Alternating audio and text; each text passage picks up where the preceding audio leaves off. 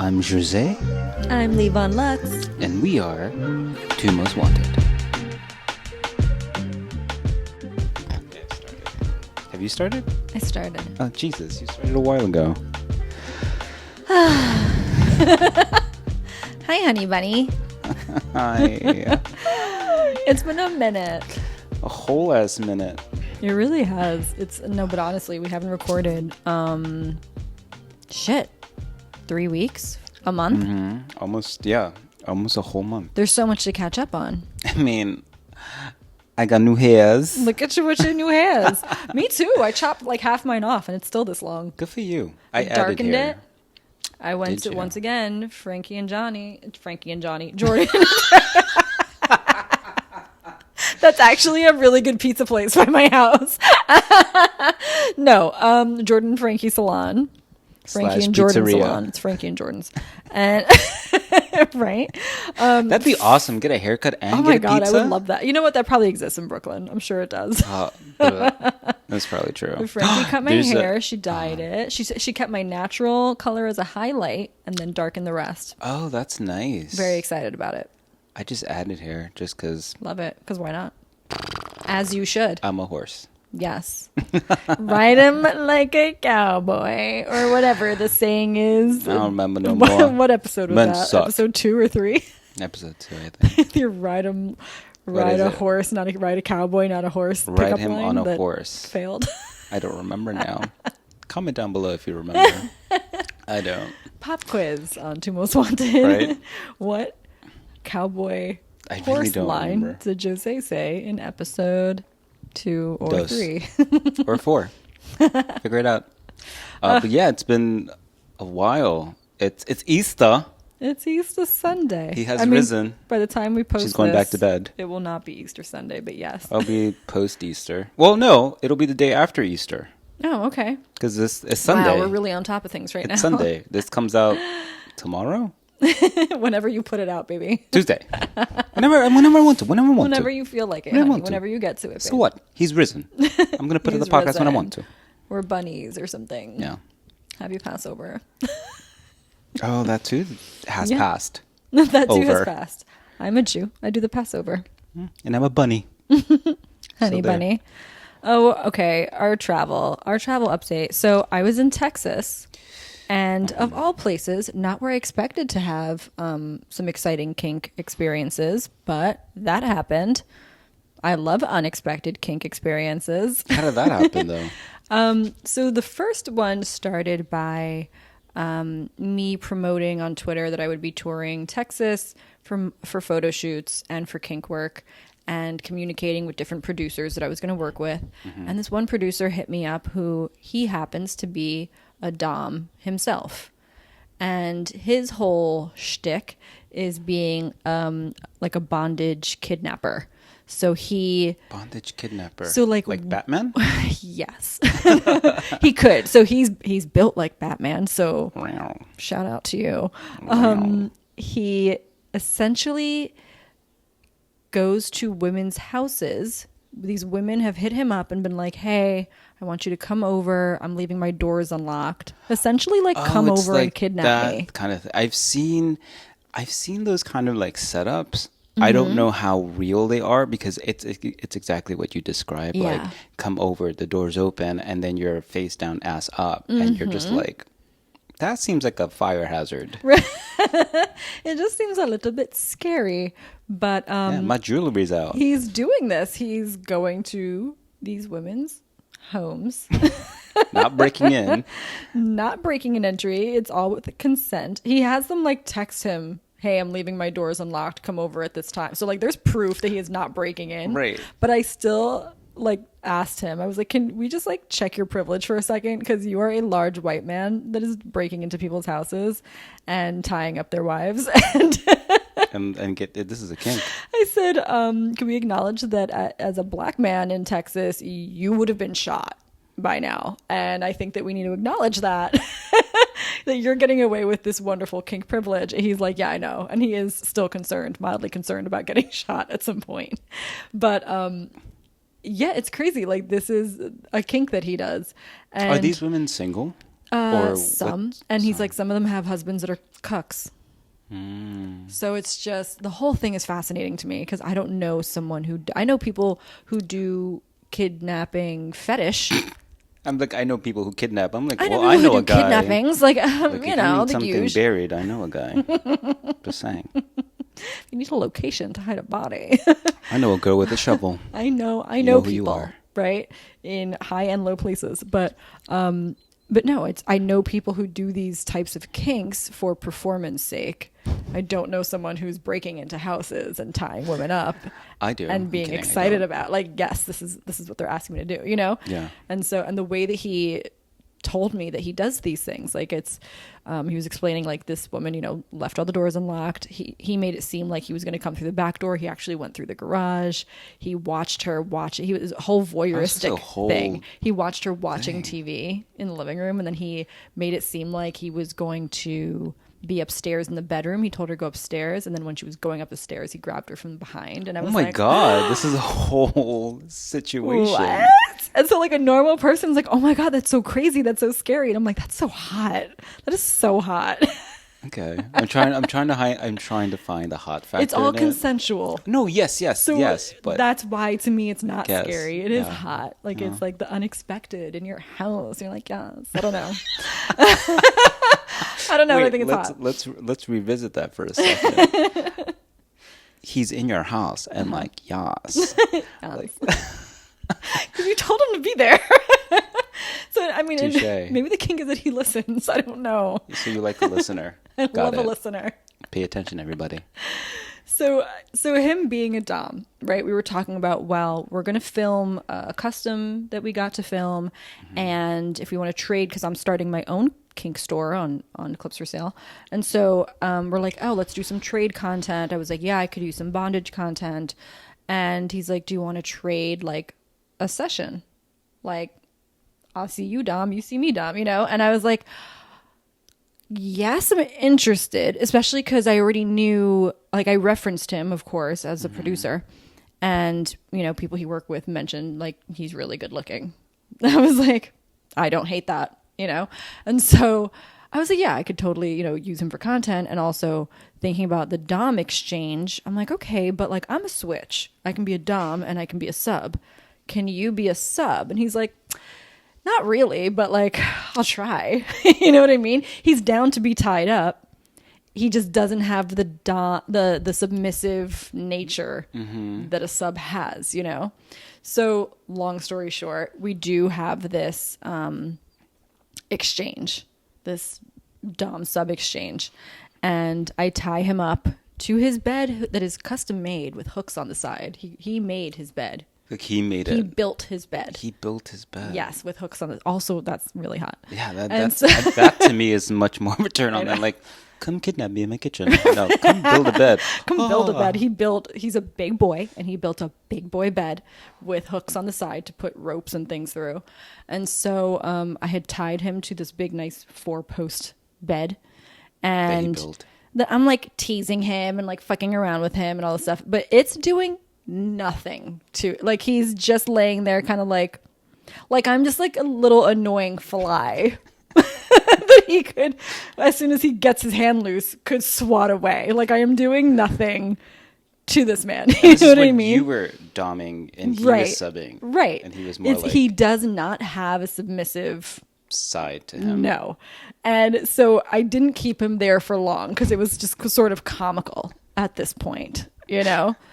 So I was like, Wait, was there anything that he requested, like that you had to recite or something? no, like just, you know, just me doming him. And so I was like, let me take the approach of being sort of a brat, you know, where I'm like just teasing him and sort of like riling up a beast, if you will, because I figured like, well, what's the worst that could happen? I untie him and then he attacks me. And that's like, and in this Okay, Leeann, you need to sense- check your privilege. You need to check your privilege. I do need to check What my, do you just my hear what you just sick said? puppy privilege. I'm just gonna rile him until he attacks me. Because it's all consensual. It's in consensual. It's under the consensual umbrella triangle. tent, if you will. The triangle circle of trust. Triangle circle of trust. It might be a cult that I just Formed a imagined. cult. just formed a cult. The triangle I know. circle It definitely of falls life. into he's heavily into like the BDSM type of He has a bed that he built for yeah, that he is specifically. very much like he's more CNC, which What is is a that? consent non-consent is a kink and it's very taboo. So there's people CNC. CNC, consent CNC. non-consent. Acronym. Consensual non-consensual. So it's basically the idea of yes, we are consenting to do this, but we're gonna like play and fight as if it's not. Right, you know, and that is very like taboo. role-playing, It's no? role play, yeah.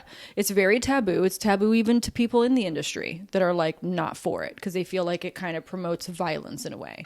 And can my see thing that. is, if it's consensual, I don't see why that's a problem. Do you Right, know what I yeah, mean? totally. Some people like things rough. That's okay. You know, like we've spoken in previous episodes, I don't want to get hurt. That's not my kink. Right, yeah. But it doesn't mean I don't like things firm or rough. You know, that's fun aggressive. sometimes, right? Yeah. So me being a brat and sort of riling up this 6'5" man beast. 6'5". 6'4", 6'5". 6'4". Yeah. I don't know. One of those. Like you downplay Big. it. 6'4", He's a 6'5". big, handsome boy. A big, handsome 31-year-old Oh, he's a man. young buck. Yeah. All that. All the things. And so I rile him up. I untie him. I get my ass handed to me. Bet you did. Bet you did. Literally I and was figuratively. tied up so fast. I don't remember being tied. Well, he's from Texas. So they hog tie like he's not nobody's from business. Texas, but he's very much Texan in that way. Like he could wrangleable. Like, and I was behaving like the little Aries ram that I am. Damn. And I got tied. So good. So good. And it was so fun. And yeah, there was a picture that we posted on Twitter the second day that I went over because I went back for seconds. I actually forgot my charger there the first day when we filmed. Sure you did. So, okay, that's what he said. Your triangle circle of life. He was like, Sure. did you forget your charger on purpose? Like, do you want to come break into my house? Or I'm like, is he already role playing or is he actually having conversation he's just, with you? this is how he is. He's like, do you want to He's like, come break into my house? Because I'll leave the door unlocked. Like, you can. And I was like, I didn't leave it on purpose, sir. I just like my charger, I'm please. pissed off, and I'm pissed that I left it there because it's the expensive I can't tell if you're being you, like if both of you are being genuine. Like, I just want to get my charger, or is it, I just want to get my charger. Can I get my charger? Can I please? At first, it was so good. At first, I was like, fuck, I forgot my charger. It's the expensive one. It's like the real legit Apple one, and it's the high speed one. Oh, it's the like, high-speed it's like one. $40, $50 Yes, for that I had to fucking buy one at the I was airport. like, no, I didn't leave my fucking charger on purpose, bro. Like, and then when he was like, do you can break into my house? And I was like, maybe I will break into your house and get my charger. My really expensive charger. My really expensive charger. Oh, I left my charger. How am I going to charge my phone? Oh my god! It's like charger. I'm on an island in the middle of nowhere, and I don't have a charger. And I there's need no a big strong man to get electricity. my charger. Can I get my charger? I just want my charger. I hate you right now. So the next day, You got your I charger? went back for my charger. I had to go get my charger. I didn't want to buy another one, so I drove 30 minutes to go get one. And then I from was him. driving on him. And it's not my fault that he was sunbathing in his yard when I went and got my charger. I just sat on his face. No, I was so behaved. Okay, I was so behaved. I have not been in like man mode in a very long time. Okay, and I was like, I'm just having fun is all. And getting my charger. Sure. Where's my charger? I just want my charger. So I need it. I My hate you. charger. So I got my charger. This beautiful naked motherfucker is laying out charging in the sun. And I was like, I got my charger, bye. And he was like, okay. And next thing you know, I'm like hanging from the ceiling and I'm like, how did we get here? And where's my God. charger? I just wanted my charger. First thing I did when I walked into his house was snatch my charger and put it in my purse because I was like, I refuse to come back here and end up in some situation and forget the fucking charger again because a bitch would. I have ADHD. So Especially if you're hanging from the ceiling, I can imagine. you know, it's just it was a lot and so much fun. And I realized in that moment, because at one point I was tied on his bed. My neck was tied to a thing around the bed that connected to my arms, and I couldn't move in any which way. I was being choked, pulled, spread, I don't even know. And I was like, I could do so many things right now that I have not wanted to do. I mean, we could have gone all the way. We could have fucked. We could have done all kinds of fun things. And these are not things that I have done with a guy in some time now, and nor that I have wanted to. And I realized in this moment that kink comes before gender for me. And I was shocked to have that realization. Like, I love women. I want to be with women. I enjoy men. I like men, but I prefer women. You know, that's why I'm dating women.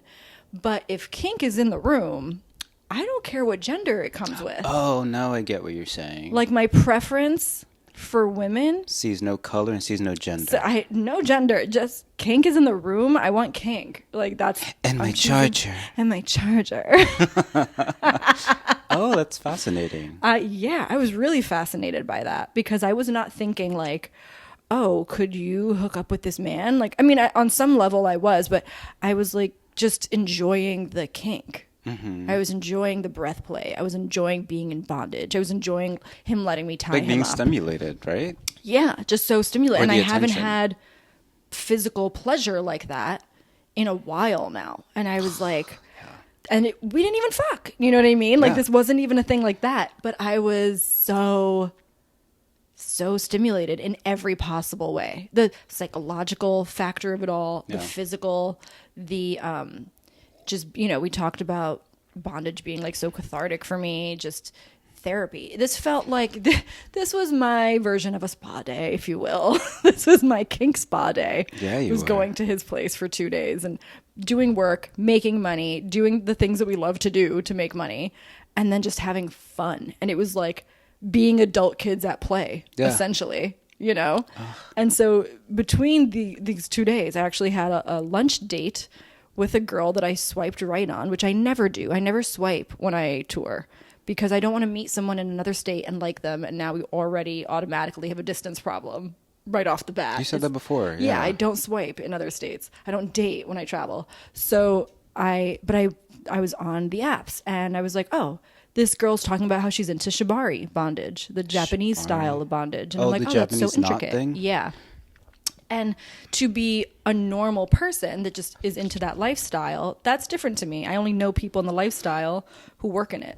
Mm-hmm. And I don't know people who just live the lifestyle that are women. And so I was like, oh, this is cool. And my friends that I was traveling with were like, you need a right swipe. Like, just go. You're not working tomorrow. Go on a date.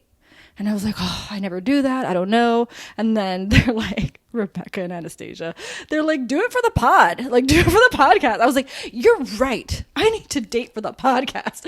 So I go out and I have a great date with this woman, and she's absolutely delightful. She took me to lunch. We had such a nice time talking kink, talking bondage, talking about what I do for a living. What does she do for a living? She is a chef in a restaurant. I'm such a magnet for chefs, and I love that about me. I love that for me. Food. Exactly. Yeah, I'd fuck a She's chef. a chef, yeah. In this, like, I think it was like an Asian barbecue fusion place. Really cool. Really great food. Place. I love food in general. We had ironically gone there the night before, not knowing that she even worked there. Oh, funny.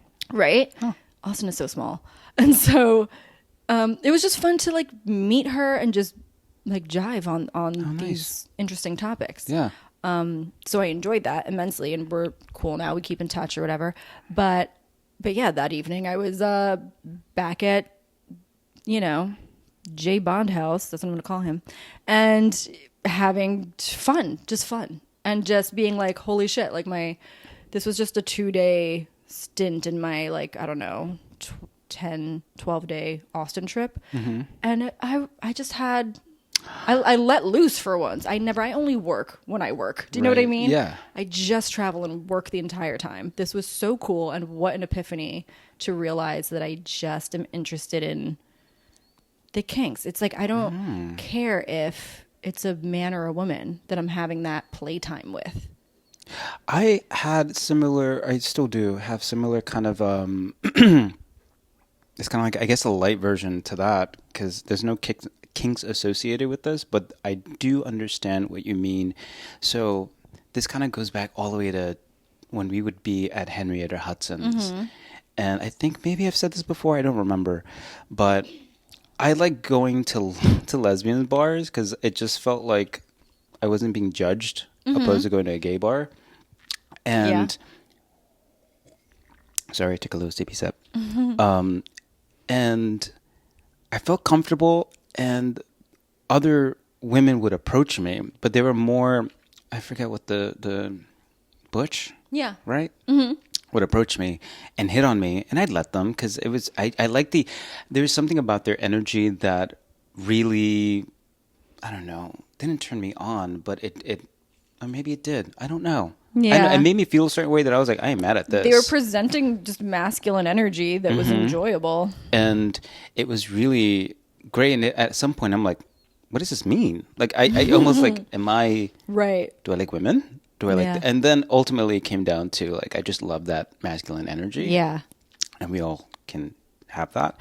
And so... But it was funny because then when they wanted to take it a step further, I was just like, I'm sorry, I'm a boy. And actually I said I'm a man. And I remember one girl was just like, aren't we all? And I was like, no. And granted, it was much like this, where I had long hair, so I have this kind of androgynous feature. And I was like, no, like, I'm a real boy. And she was like, yeah, we all are. And I was like, no. Like, so it was kind of funny in that I had to... real penis attached to me. And maybe you're All not the into that. Or time. maybe she is. I don't know. But Yeah. one thing that I know that I was into was that energy, again, of just like getting hit on. And yeah, I was just like, oh, wow, this is different. Because I only expected to get that from men, right? Right. And I was getting it from other women. And even like, like some of the girls that you've dated that I've met. And I'm just like... oh, they make me feel a certain way. Yeah. And yeah, it makes me question. I'm so attracted to masculine energy. Yeah, same. And it's like, yeah, this Dom is full of masculine energy. And it's just like, if you are getting your needs met, does it matter what gender it's coming from? I mean, at this point, I guess I would say I'm open to it. But it hasn't presented itself. There has to be an attraction. I mean, the attraction has to be there first and foremost. But the energy. But there's also something that goes beyond the appearance, like you said, that energy. Yeah. That I've been presented with before, and it just makes me. I was like, oh, I feel things. I feel things in the areas where I'm like, normally I don't feel things. Right. In this kind of typical situation, so I'm open to them, but they haven't been presented. But they certainly made me think a lot of times. What does that mean? And not too much where it like rattles my brain, but enough to just have me think. And I'm like, Yeah, you're like, oh, note to self. Yeah. Okay, don't hate this. Yeah. But you had epiphanies while you were there, and I had epiphanies when I went back home. I went back to southern Mexico to see my family. I haven't seen my mom in like a whole year. Oh my God. So it was nice to see her. I mean, I love my mom. She's a little annoying, but I love my mom. What mom isn't? What truly? Truly, what family? If your mom's isn't not annoying or even momming, like, hello. no. Put that on a mug. Now. So it was nice to be back home, and I always bring my work with me, whether it was like editing the podcast or doing film editing and all that other stuff. So I'm always working. But every time that I go back, I'm always tempted to move. and this has always been the case, not even because of the current state of the country, but it's just like I have to. And so I'm always tempted to move because the life there is just so much, the quality of life feels so much better than it is here. Yeah. In New York, I can't really obviously speak for the entire country because I Right. don't live in the middle of the country. Right. But in New York, it does feel so much better compared to New York, excuse me. And it just sucks. It just fucking You're sucks. just sad about it. You're like, I'm I just- want to live here, but I do. So do you feel like you could be, because this is the biggest concern for queer folks, is do you feel like you could be your gayest self there? No, which is weird because I've never, and we cover this on one of the coming out podcasts of like I was never in the closet, so I've never had to ever go in the closet, but it's weird for something as simple as the way that I dress normally. I tone it down when I'm there because I know how it's going to be received. Like rather just the fact of me having long hair there. I remember the stares I would get, and I'm a very energetic person. So when I walk into a room, I can feel the energy. So when all eyes are on you, oh yeah, you feel that, and I can also feel the intent or the intention in some kind of way. So that's always weird to me. So it's always overstimulating. right. So I tone it down when I go there. So great thing for my suitcase because I don't have to pack anything. It's just like t-shirts and jeans. Sure. But then going a step further, like you said, like what does that mean, like being out? And I'm like, I don't know, because it's Mexico alone. Mexico is like the states, like the Okay. U.S. Everything's comprised of states. So depending on where you are, so if you're in the capital of the country, which is Mexico City, Okay. that you can be out. I think gay marriage is legal there. I think maybe We'll have I to don't look know, that up. but oh fuck, sorry, I did arm day and my arm hurts. Poor baby. Poor biceps. Poor biceps. And so where my family's from, we're from the southern part of Mexico. And so it is, yes, it's a big city, but it's still a couple notches behind everyone else in terms of acceptance and, Okay. and stuff like that. So there are people who are out. There are gay clubs that exist there, but they're not. It's nothing compared to New York. It's nothing compared to. I'm trying to think of another place in the country in the U.S. Or like LA. Right. That can have like a booming kind of gay community. So basically, like if you're finding it tricky to date here in New York, that is It's out and near proud impossible. and loud and gay everywhere, imagine Mexico. Yeah. The only ways that that you meet anyone. So okay. I don't think this is a hot take. It's a hot topic, whatever. Hot tamale. Yeah. It's a hot tamale. Where, oh my God, Mexico, tamale. So I have Grindr, but I don't use it.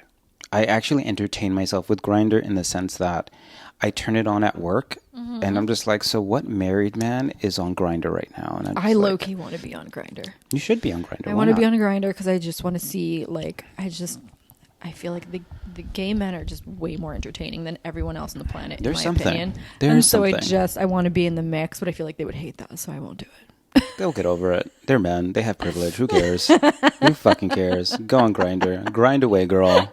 Grind away. So I have it for that reason, and it's just fun to like see like who's at the gym, who's a homo, but because What homo's at the gym today? what homo's at the gym today, and also which ones is on the DL, because that's a big thing on Grindr. There's a lot of pictures with no profiles, or some pictures with just like torso or something like that. And I'm really good. And this is where I find fun in it. Where I'm like, oh, this body has a tattoo. Which motherfucker in here has that Oh my same God, that tattoo? is so funny. So I do that, right? So It's your real life board game right there. it really is. It's like you guys play Wordle, I play Grindr. People are looking for like, what is it, Pokemon or some shit? Yo, and you're Pokemon looking Go. for like, Yeah, Pokemon the Homo. nearest homo tattoo. Pokemon Homo edition. That's what I'm doing. So in Mexico, my profile, I don't have a picture on my profile. It's nothing. But I do get hit up on a lot, which is it's such an odd thing because there's nothing for people to connect to me in any kind of way. But That is crazy. there's so many. So I Just a really I'm just gonna big say leap it. of faith. I'm Say just it. gonna say it. It's fucking frustrating that the ones that do approach me are bisexual, are queer. Well, no, are bisexual, and they're not comfortable with their bisexuality. So Yeah. they are back in the closet. And You and I have had this conversation. Being bisexual is difficult. I have identified as bisexual for so many years, and only the last year or so have I identified as queer Yeah. to signify that I'm leaning towards women. Whenever I tell someone, hey, I'm bisexual, they automatically assume I lean towards men. Now that I say queer, they assume I lean towards women, and I'm like, good, let's stick with that. But being bisexual and not comfortable in your bisexuality, it makes you like the worst, in my opinion. It makes you the worst because you're just willing to lie to someone, hide from someone. It's so uncomfortable to date a person who is not comfortable in their bisexuality. True. Well, it's funny because I'm thinking about the more selfish aspect of it, which is like, oh, you're wasting my time. You're wasting my time because now I have to wait for you to get comfortable, and that's fine. Like that's your journey. That's your like whatever. But I'm tired. Right. So kind of like being there. It was so my what was it? Not cathartic. My epiphany. Okay. It wasn't really an epiphany. It was more of just like, I don't know what it was, to be honest. The idea of moving back, not moving back because I never lived there, but living there and not being here feels nice, even though I'm very comfortable here, clearly. But then I think about, well, if I wanted to date, we've been down this road, but for those who don't know, I want to be married. I want to have the kids. I want the 2.5 kids and the fucking white picket fence. Yes, you do. I don't know about the white picket fence part because, cleaning the picket fence, not my thing. Right. But I want all those things, and it seems to be very impossible for me to obtain here in New York. I don't think it has anything to do with my age. I think it's just, I feel like the topic alone of gay culture or the gay community, or where the state of the gay community right now is in flames, in my opinion. Not even the good kind. Not even the good kind. Yeah.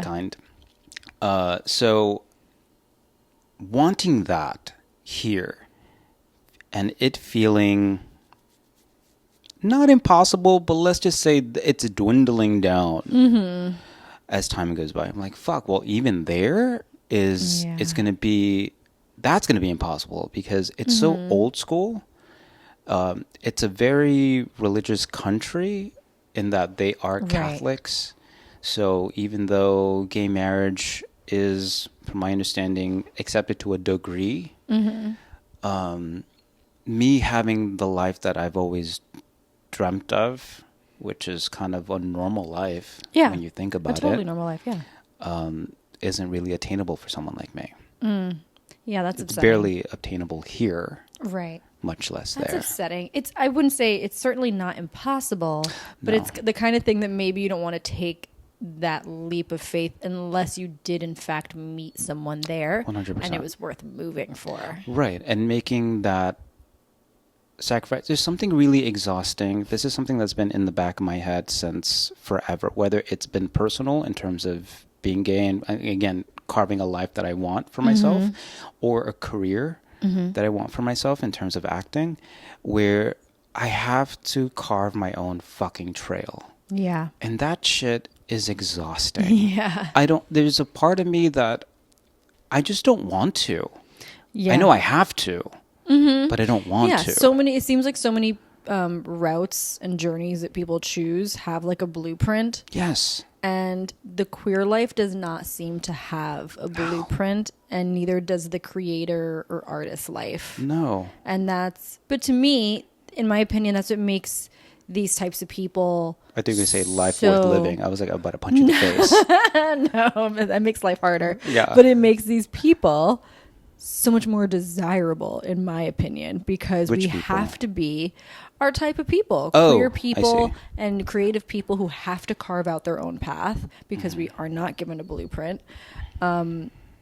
I think that it makes us more desirable because it forces us to be more self-aware. We have to do more self-work than people that have the Sorry, I didn't mean blueprint. to roll my eyes. They fell almost in the back of my head. I know. I get it. It's true. It's exhausting. People who are on the straight and narrow, for a lack of a better term, just, they are straight and they want to go the business route, and they do the high school and the college and the business degree, and then they climb the corporate ladder, like that blueprint. Yeah, it's a blueprint. Has been around forever, and those fail. I mean, how many recessions have we lived through now? Like, Sure. those fail too. But they have the ability to go they have back the on. path. They have Yeah. it's written for Yeah. them.